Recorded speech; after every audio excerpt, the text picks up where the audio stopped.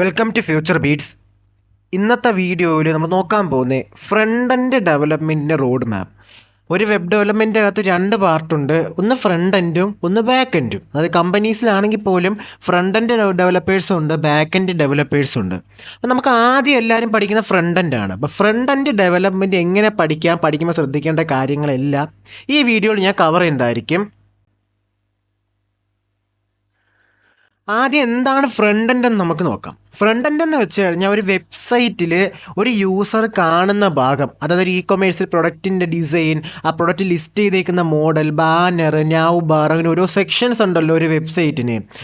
Home, footer, about, ആ ഒരു page, ഇപ്പം ഈ കാണുന്ന പേജൊക്കെ ഡിസൈൻ ചെയ്യുന്നത് ഒരു ഫ്രണ്ട് എൻഡ് ഡെവലപ്പറാണ്. ആ വ്യക്തിയാണ് ഫ്രണ്ട് എൻഡ് ടെക്നോളജീസ് ഉപയോഗിച്ചുകൊണ്ട് ഇതുപോലത്തെ പേജുകൾ ഡിസൈൻ ചെയ്യുന്നത്. അപ്പോൾ ഇതാണ് ബേസിക്കലി പറഞ്ഞ ഫ്രണ്ട് എൻഡ്. ഒരു വെബ്സൈറ്റിൻ്റെ യൂസർ ഇൻ്റർഫേസ് ഡിസൈൻ ചെയ്യുക അല്ലെങ്കിൽ ഡെവലപ്പ് ചെയ്യുക എന്നുള്ളതാണ് ഒരു ഫ്രണ്ട് എൻഡ് ഡെവലപ്പറുടെ വർക്ക് വരുന്നത്. മെയിൻലി ഫ്രണ്ട് എൻഡ് ഡെവലപ്മെൻറ്റ് ഉപയോഗിക്കുന്ന ടെക്നോളജിയിൽ ഒന്നാണ് HTML. HTML ഉപയോഗിച്ചാണ് നിങ്ങൾ ആദ്യം പഠിക്കേണ്ടത്. നിങ്ങൾ ഫ്രണ്ട് എൻഡ് ഡെവലപ്പർ ആവാൻ ആഗ്രഹിക്കുന്ന ഒരു വ്യക്തിയാണെന്നുണ്ടെങ്കിൽ ആദ്യം പഠിക്കേണ്ടത് HTML ആണ്. HTML ആണ് വെബ് ഡെവലപ്മെൻറ്റ് ബേസിക്സ്. അപ്പോൾ HTML ആണ് നമ്മൾ ഉണ്ടാക്കാൻ പോകുന്ന വെബ്സൈറ്റിൻ്റെ ഒരു മോഡൽ, ഒരു സ്ട്രക്ചർ നമ്മൾ ഡിസൈൻ ചെയ്യുന്നത് HTML വഴിയാണ്. ആ ഡിസൈൻ ചെയ്ത സ്ട്രക്ചർ, നമ്മൾ HTML വഴി ഡിസൈൻ ചെയ്ത സ്ട്രക്ചറിന് നമ്മൾ എന്ത് ചെയ്യുന്ന, സ്റ്റൈൽസ് ആഡ് ചെയ്യുന്ന, അതിന് ഓരോ കളറും, അതിന് ടെക്സ്റ്റിൻ്റെ സൈസും ടെക്സ്റ്റിൻ്റെ കളർ ചേഞ്ച് ചെയ്യുന്ന ആ ഒരു ഡിസൈനെ യൂസറിന് ഇത്ര ഇഷ്ടപ്പെടുന്ന രീതിയിലോട്ട് നല്ല ഡിസൈൻ ചെയ്യാൻ നമുക്ക് സഹായിക്കുന്നത് CSS ആണ്. അപ്പോൾ ആദ്യം നിങ്ങൾ പഠിക്കാനുള്ളത് HTML.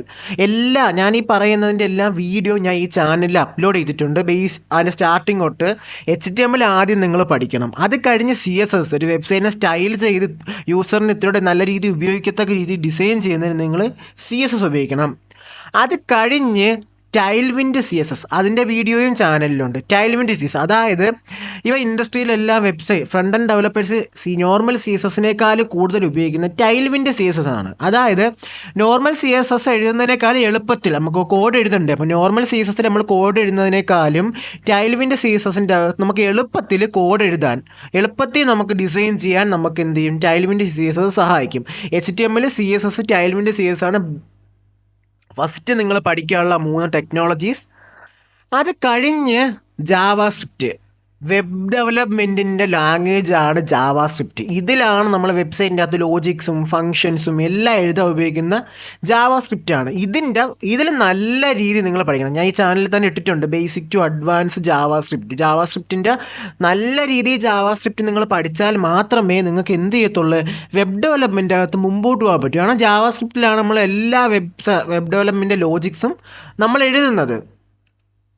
അപ്പോൾ നിങ്ങൾ എന്ത് ചെയ്യണം, നിങ്ങൾ ആദ്യം HTMLും CSSും ടൈൽവിൻഡ് CSSും ജാവാസ്ക്രിപ്റ്റും പഠിച്ചു കഴിയുമ്പോൾ നിങ്ങൾ എന്താണ്, വെബ്സൈറ്റ് ഡിസൈൻ കംപ്ലീറ്റ് അല്ലെങ്കിൽ ഫ്രണ്ട് എൻഡ് ഡെവലപ്മെൻറ്റിൻ്റെ ഒരു പ്രധാന പാർട്ട് നിങ്ങൾ കംപ്ലീറ്റ് ചെയ്തിട്ടുണ്ട്. അത് കഴിഞ്ഞ് പിന്നീട് നിങ്ങൾ ചെയ്യാനുള്ള, നിങ്ങൾ ഈ ടെക്നോളജീസ് എങ്ങനെ ഉപയോഗിക്കണം അതിനെ പ്രോപ്പറായിട്ട് പഠിക്കാനായിട്ട് പ്രൊജക്റ്റുകൾ ചെയ്യണം.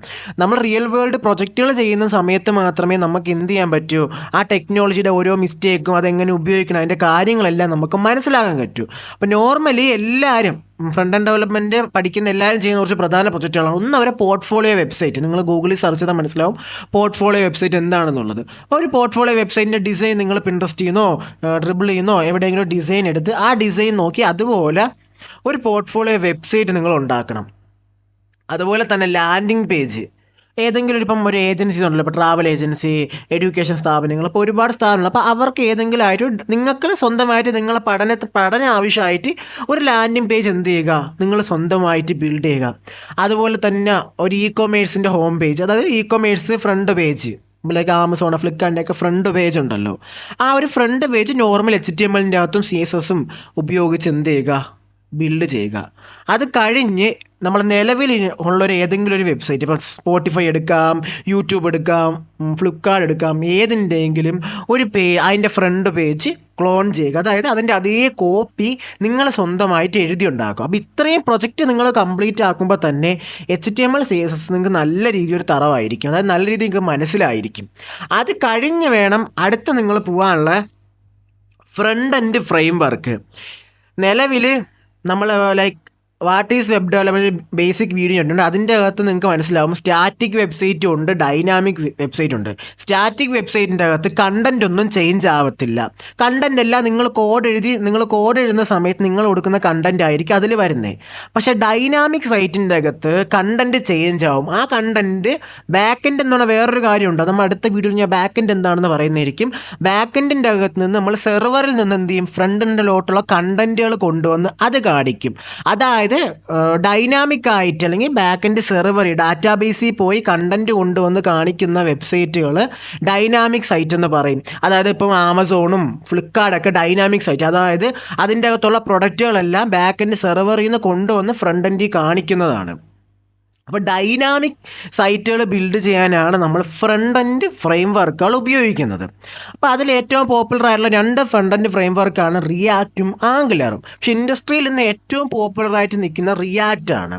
മോസ്റ്റ് ഓഫ് ദ കമ്പനീസ് ഇന്നിപ്പം ഫ്രണ്ട് എൻഡ് ഡെവലപ്മെൻറ്റ് ഉപയോഗിക്കുന്ന റിയാക്റ്റ് ആണ്. അപ്പോൾ നിങ്ങൾക്ക് ഒരു ബിഗിനറിനെ സംബന്ധിച്ച് അല്ലെങ്കിൽ തുടക്കക്കാരെ സംബന്ധിച്ച് ഏറ്റവും എളുപ്പത്തിൽ പഠിക്കാൻ പറ്റുന്ന ഒരു ഫ്രണ്ട് എൻഡ് ഫ്രെയിം വർക്കാണ് റിയാക്റ്റ്. ആംഗുലർ ഇത്തിരിയോടെ നല്ല എക്സ്പീരിയൻസ് ഉള്ള ഒരാൾക്കാർക്ക് എളുപ്പത്തിൽ പഠിക്കാൻ പറ്റും. ലേണിംഗ് കർവ് ഇത്തിരി റിയാക്റ്റിനേക്കാളും കൂടുതലാണ് ആംഗുലറിന്. അപ്പോൾ നിങ്ങൾക്ക് ആദ്യം തന്നെ എന്ത് ചെയ്യാം, റിയാക്റ്റ് ഞാനീ പറയണതിൻ്റെ എല്ലാ ട്യൂട്ടോറിയലും ചാനലിൻ്റെ അകത്ത് ഞാൻ അപ്ലോഡ് ചെയ്തിട്ടുണ്ട്. നിങ്ങൾക്ക് എന്ത് ചെയ്യാം, റിയാക്റ്റ് പഠിച്ച് അതിൻ്റെ അകത്ത് നിങ്ങൾക്ക് എന്ത് ചെയ്യാം, പ്രൊജക്റ്റുകൾ ബിൽഡ് ചെയ്യുക. ഏറ്റവും നിങ്ങളിപ്പം ഇത് കഴിഞ്ഞ് ജോലിക്ക് അപ്ലൈ ചെയ്യാൻ പ്ലാൻ ചെയ്യുന്ന ഒരു വ്യക്തിയാണെന്നുണ്ടെങ്കിൽ നല്ല യുണീക്ക് ആയിട്ടുള്ള പ്രൊജക്റ്റുകൾ ബിൽഡ് ചെയ്യുക. യുണീക്നെസ് എന്ന് ഉദ്ദേശിച്ച് കഴിഞ്ഞാൽ നിലവിലൊരു ഇ-കൊമേഴ്സിൻ്റെ അകത്ത് എന്ത് ചെയ്യുക, എന്തൊക്കെ ഫീച്ചേഴ്സ് കാണും. ഒരു പ്രൊഡക്റ്റ് ആഡ് ചെയ്യാൻ പറ്റും, ആ പ്രൊഡക്റ്റിന് ലിസ്റ്റ് ചെയ്ത് കാണിക്കണം, പ്രൊഡക്റ്റിന് ഓർഡർ ചെയ്യാൻ പറ്റണം, അതിനെന്താണ് ലൈക്ക് അതിൻ്റെ ഒരുപാട് പ്രോസസ്സ് ഉണ്ടല്ലോ. അതിൻ്റെ കൂടെ നിങ്ങളുടേതായ യുണീക്ക് ഫീച്ചേഴ്സ് എന്തെങ്കിലും കൊണ്ടുവരിക. അതായത് ലൈക്ക് ഇപ്പോൾ AI ഇപ്പം ഓപ്പൺ AI ജിമിനിയുടെ API ഒക്കെ ഉപയോഗിച്ച് എന്താണ് AI ജനറേറ്റഡ് ഡിസ്ക്രിപ്ഷൻസ് കൊണ്ടുവരാം. അതുപോലെ തന്നെ ഇപ്പോൾ ഒരു പ്രൊഡക്റ്റിൻ്റെ ഇമേജ് ആഡ് ചെയ്യുമ്പോൾ അതിന് ഓട്ടോമാറ്റിക്കലി AI ഉപയോഗിച്ച് ബാക്ക്ഗ്രൗണ്ട് കൊണ്ടുവരുന്ന ഒരു ഫീച്ചർ ആഡ് ചെയ്യാം. അതൊക്കെ നിങ്ങൾക്ക് APIs വിളിച്ച് കൊടുത്താൽ മതി. അങ്ങനെ ഒരു യുണീക്നെസ് കൊണ്ടുവരും. ഇപ്പോൾ വെതർ ആപ്പിൽ തന്നെയാണെങ്കിൽ advance level weather app build ചെയ്യുക. ഒരുപാടധികം ഫീച്ചേഴ്സ്, ഒരുപാടധികം ഡീറ്റെയിൽസും കാണിക്കുന്ന നല്ല ഡിസൈനിൽ നല്ല രീതിയിലുള്ള യുണീക്കായിട്ടുള്ള വെതർ ആപ്പ് ബിൽഡ് ചെയ്യുക. നിങ്ങളുടേതായ കഴിവിൽ നിങ്ങൾ നല്ല രീതിയിലുള്ള യുണീക്ക് പ്രൊജക്റ്റുകൾ നിങ്ങളുടെ റെസ്യൂമിൽ ആഡ് ചെയ്യുക. നിങ്ങൾ ആ പ്രൊജക്റ്റിൻ്റെ അകത്ത് ഒരു പ്രൊജക്റ്റ് ആഡ് ചെയ്യുമ്പോൾ അതിൻ്റെ അകത്തുള്ള ഫീച്ചേഴ്സ് വരുമ്പോൾ നിങ്ങൾ എഴുതണം, okay AI generated description and title, അല്ലെങ്കിൽ SEO based AI generated description ഉണ്ടാക്കും. അതുപോലെ തന്നെ AI generated background image, like അങ്ങനെ നിങ്ങൾക്ക് എന്താണ് ഒരുപാടധികം യുണീക്ക് ഫീച്ചേഴ്സ് നിങ്ങളെ പ്രൊജക്റ്റിൽ ആഡ് ചെയ്താൽ മാത്രമേ നിങ്ങളെ റെസ്യൂം എന്താണ് റിവ്യൂ ചെയ്യുന്ന ഒരാൾക്ക് നിങ്ങളൊരു ഇമ്പ്രഷൻ ഉണ്ടാകത്തുള്ളൂ നിങ്ങളുമായിട്ട്.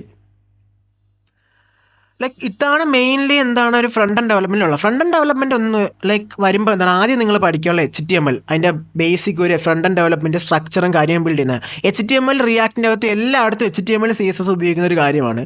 ആ HTMLും CSSും നല്ല രീതിയിൽ മനസ്സിലാക്കുക, അതിൻ്റെ ലോജിക്കുകൾ മനസ്സിലാക്കുക, അത് എങ്ങനെ ഇംപ്ലിമെൻറ്റ് ചെയ്യണം, എവിടെ ഇംപ്ലിമെൻറ്റ് ചെയ്യണം, അത് എങ്ങനെ അതിൻ്റെ വർക്കിംഗ് കാര്യം നല്ല രീതിയിൽ നിങ്ങൾ HTML CSS മനസ്സിലാക്കുക. അത് കഴിഞ്ഞ് ടൈൽവിൻ്റെ CSS നിങ്ങൾക്ക് വലിയ ബുദ്ധിമുട്ട് വരത്തില്ല.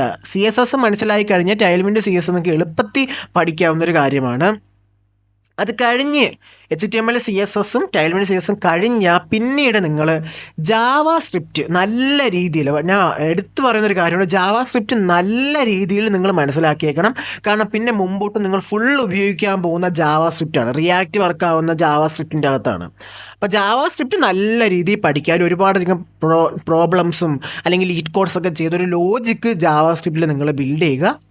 അപ്പോൾ അത് നിങ്ങൾക്ക് നല്ല രീതിയിൽ വർക്കായി ഞാൻ പറഞ്ഞ ഫസ്റ്റ് പ്രൊജക്റ്റുകളെല്ലാം നിങ്ങൾക്ക് സ്വന്തമായിട്ട് ചെയ്യാൻ പറ്റുന്ന പ്രശ്നങ്ങളില്ല എന്നുണ്ടെങ്കിൽ, അതുപോലെ തന്നെ അല്ലെങ്കിൽ നമ്മൾ ഡിസ്കോഡ് സെർവറുണ്ട്, നമുക്ക് ഫ്യൂച്ചർ ബീറ്റ്സിന് ഡിസ്കോഡ് സെർവറുണ്ട്. അതിൻ്റെ ലിങ്ക് ഞാൻ എബൌട്ട് സെക്ഷൻ്റെ ആഡ് ചെയ്തിട്ടുണ്ട്. അതിൽ ജോയിൻ ചെയ്താൽ നിങ്ങൾ ഈ പ്രൊജക്റ്റൊക്കെ ബിൽഡ് ചെയ്യുന്ന സമയത്ത് നിങ്ങൾക്ക് എന്തെങ്കിലും മിസ്റ്റേക്കുകൾ വന്നു കഴിഞ്ഞാൽ നമ്മൾ ഹെൽപ്പ് ചെയ്യുന്നതായിരിക്കും. നിങ്ങൾ അതിൻ്റെ ഫോട്ടോസ് ഇട്ട് ഡൗട്ട് ചോദിച്ചാൽ മതി. ഓക്കെ, അത് കഴിഞ്ഞ് ഫ്രണ്ട് എൻഡ് ഡെവലപ്മെൻറ്റിന് നിങ്ങൾക്ക് റിയാക്റ്റ് ചൂസ് ചെയ്യാവുന്ന. റിയാക്റ്റാണ് ഏറ്റവും ബെറ്റർ. റിയാക്റ്റിൻ്റെ അകത്ത് എന്ത് ചെയ്യുക, ഫ്രണ്ട് എൻഡ് ഡെവലപ്മെൻറ്റ് പഠിച്ച്, റിയാക്റ്റ് എന്ന് പറഞ്ഞാൽ ഫ്രണ്ട് എൻഡ് ഫ്രെയിം വർക്ക് പഠിച്ച് നല്ല യുണീക്ക് പ്രൊജക്റ്റ് ബിൽഡ് ചെയ്ത് കമ്പനീസിൽ ഫ്രണ്ട് എൻഡ് ഡെവലപ്പേഴ്സിന് ജോബിന് അപ്ലൈ കൊടുക്കുക. തീർച്ചയായിട്ടും നിങ്ങൾക്ക് ജോബ് കിട്ടുന്നതാണ്. അപ്പം ബേസിക്കലി ഇത്രയാണ് ഒരു ഫ്രണ്ട് എൻഡ് ഡെവലപ്പർ പഠിക്കേണ്ട കാര്യങ്ങൾ. Okay, by.